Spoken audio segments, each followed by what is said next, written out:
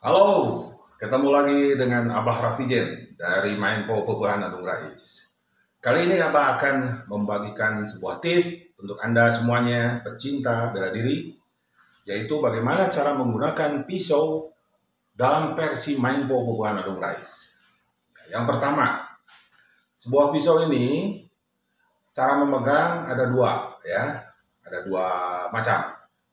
Satu begini, ya. Yang kedua adalah begini, ya. Nah, bagaimana cara memegang pisau dalam posisi sikap pasang empar, yaitu main popopehan, adung rais.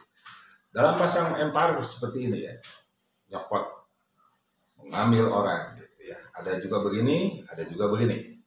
Nah, sekarang hanya tinggal ditambahkan sebuah pisau saja. Anda bisa membuat satu sikap pasang seperti ini, ya, atau seperti ini. Ya, dalam pegangan kedua tadi bisa begini, ya, bisa juga begini, bisa juga begini, ya. Jadi bervariasi sekali. Nah, bagaimana cara memindahkan satu pasangan satu kepada yang kedua? Tinggal diputar saja, satu, ya. Maka ini sudah berubah. Jadi sikap pasang pisau yang membungkuk, ya. Cara memukul, cara menyerang, cara menusuk pisau dalam main popopehan itu seperti ini. Satu, dua.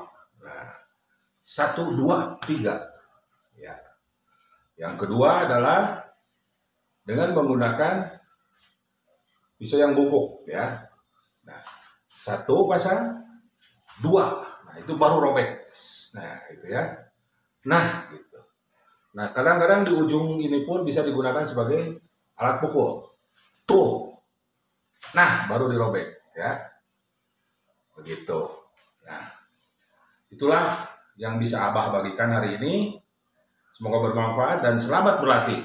Salam main popopehan adung rais. Semangat!